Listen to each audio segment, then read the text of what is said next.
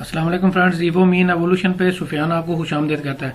दोस्तों, आज की वीडियो जो है वो क्रोशिया के बारे में है। ऐसे लोग के जो कि क्रोशिया के बारे में मेरे से क्वेश्चन कर रहे थे कि क्रोशिया की एम्बेसी जो है वो कब ओपन होगी, उसके बारे में मैं आपको ब्रीफिंग देने जा रहा हूँ कि क्रोशिया कौन सी ऐसी वीज़ा एप्लीकेशन जो है उस वक्त ले रहा है, कौन सी ऐसी वीज़ा एप्लीकेशन ऐसी हैं जिनकी वीज़ा एप्लीकेशन जो है वो नहीं ली जा रही, किन कैटेगरीज में वीज़ा एप्लीकेशन नहीं ली जा रही।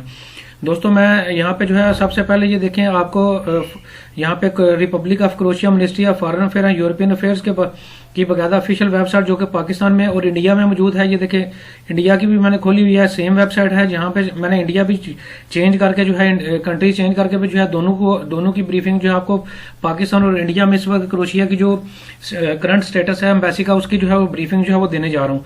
दोस्तों, तो इंडिया और पाकिस्तान दोनों में जो है एक ही वीजा कैटेगरी एक ही वीजा कैटेगरी की एप्लीकेशन जो है वो ली जा रही है।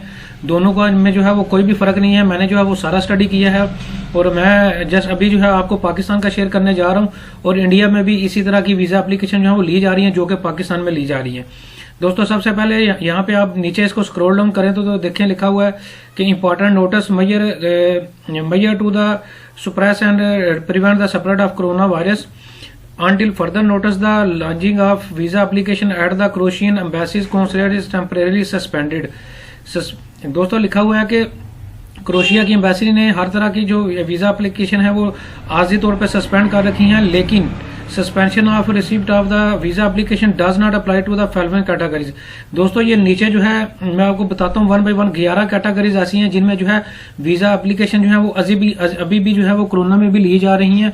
उन पे जो है किसी किस्म की कोई पाबंदी जो है वो मौजूद नहीं है, वो बहाल है, वो सस्पेंडेड नहीं है। पाकिस्तान में भी यही सूरत हाल है और इंडिया से भी यही सूरत हाल है कि इन 11 कैटेगरीज में जो है वो वीजा एप्लीकेशन जो है वो ली जा रही है। अब ये 11 कैटेगरीज कौन सी हैं वो मैं आपको 1 by 1 बताने जा रहा हूँ। दोस्तों, सबसे पहले जो लिखा हुआ है फैमिली में क्रोशियन, अगर फैमिली मेंबर अगर कोई आपका मौजूद है, ऐसा कोई मियाँ जो कि क्रोशिया में मौजूद है, उसके पास क्रोशिया की नेशनलिटी मौजूद है, वो अपने बीवी अपने हस्बैंड को या हस्बैंड अपने बीवी को या बच्चों को वहां पे बुलाना चाह रहा है क्रोशिया में, तो वो भी इस वक्त जो है वो वीजा अप्लाई कर सकते हैं। इसी तरह जो कि यूरोपियन यूनियन सिटीजन है, वो भी उनकी भी अगर फैमिली वहां पे मौजूद है या उनकी फैमिली जो क्रोशिया में मौजूद है, अगर वो यूरोपियन यूनियन सिटीजन है और वो भी उनकी फैमिली मेंबर भी जो है वो क्रोशिया का इस वक्त जो है वो वीजा अप्लाई कर सकते हैं। इसी तरह दोस्तों, फैमिली मेंबर में लिखा हुआ है life and normal life partner लिखा हुआ है। इसी तरह बच्चों के बारे में लिखा हुआ है कि बच्चे जो है वो अपने वालिद या वालदा के पास क्रोशिया जो आ सकते हैं। इसी तरह हामंद अपने बीवी के पास है और बीवी अपने हामंद के पास भी क्रोशिया जो है वो जा सकती है। फैमिली रीयूनियन जिसे कहा जाता है वो जो है इस वक्त क्रोशिया में की जा सकती है और वीजा अप्लाई भी कर सकते हैं।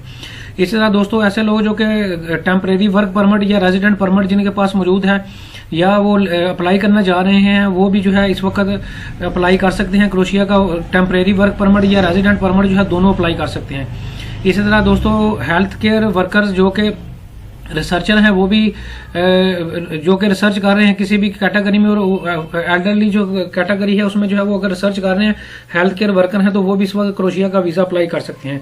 इसी तरह जो ट्रांसपोर्ट सेक्टर में जो लोग काम करते हैं, वो भी इस वक्त जो है वीजा जो है वो अप्लाई क्रोशिया का जो है कर सकते हैं। इसी तरह जो सफारतकार हैं, डिप्लोमेट्स हैं, वो भी और उनकी फैमिली मेंबर भी जो है वो इस वक्त जो है क्रोशिया का वीजा अप्लाई कर सकते हैं। इसी तरह दोस्तों, पैसेंजर जो कि टेम्परेरी ट्रांजिट पे जो है वो रुकते हैं क्रोशिया के लिए, वो भी इस वक्त वीजा जो है टेम्परेरी जो ट्रांजिट होता है उसका वीजा भी जो है इस वक्त उनकी वीजा एप्लीकेशन जो है वो ली जा रही हैं। इस तरह सी फियर जो कि माहीगीर होते हैं, उनकी वीजा एप्लीकेशन भी जो इस वक्त ली जा रही हैं। इसी तरह ऐसे लोग जो एजुकेशन के लिए क्रोशिया स्टूडेंट वीजा के लिए अप्लाई करने जा रहे हैं, वो भी इस वक्त क्रोशिया का वीजा अप्लाई कर सकते हैं, उनकी वीजा एप्लीकेशन भी जो है वो ली जा रही है। इसी तरह ऐसे लोग जो कि किसी अर्जेंट फैमिली मेंबर को किसी ये वाली रीजन की वजह से मिलने जा रहे हैं, मजाक के तौर पर उन्होंने वहां पे उनके किसी फैमिली मेंबर की डेथ हो गई है, वो जनाजा पढ़ना चाहते हैं, या उनको कोई जो है कोई इस तरह की सीरियस बीमारी जो है वो लाक हो गई है कि आप उसकी तमारदारी करना चाहते हैं, या मेडिकल या किसी हॉस्पिटल का इन्विटेशन पे जाना चाहते हैं, तो फिर भी आप अप्लाई कर सकते हैं। या आपको आपकी रियल स्टेट के रेफरेंस से कोई ओनरशिप है, आपने अपने नाम पे कोई वहां पे कोई प्रॉपर्टी करवानी है, फिर भी जो है आप क्रोशिया का जो है वो अप्लाई कर सकते हैं, वीजा अप्लाई कर सकते हैं। दोस्तों, ये 11 कैटेगरीज ऐसी हैं जो कि इस वक्त जो है खुली हुई हैं क्रोशिया में। जो भी बंदे जो है लॉन्ग टर्म, ये बेसिकली वीजा की सारी कैटेगरीज हैं जिसको डी कैटेगरीज कहा जाता है। उस कैटेगरी में लॉन्ग टर्म कैटेगरीज में इस वक्त क्रोशिया की हर तरह की वीजा एप्लीकेशन जो है ली जा रही है। और ऐसी वीजा एप्लीकेशन जो कि शॉर्ट टर्म वीजा जिनमें आता है, जिनको जो कि 3 माह से कम का वीजा, 90 डेज से कम का वीजा होता है, उसके लिए वीजा एप्लीकेशन जो है इस वक्त सस्पेंडेड है। ये बकायदा लिखा हुआ है, टेम्परेरी तौर पर अभी आर्जी तौर पर सस्पेंडेड है। और जो लॉन्ग टर्म वीजा है जो कि 1 साल का वीजा होता है, जिसमें ये सारी 11 कैटेगरीज आती हैं, उनकी सारी कैटेगरी में जो है वो वीजा एप्लीकेशन जो है इस वक्त क्रोशिया की एम्बेसी जो पाकिस्तान में मौजूद है वो भी एप्लीकेशन ले रही है, और जो इंडिया में मौजूद है वो भी एप्लीकेशन ले रही है।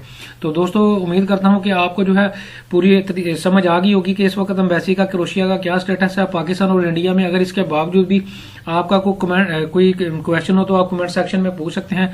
Thank you very much.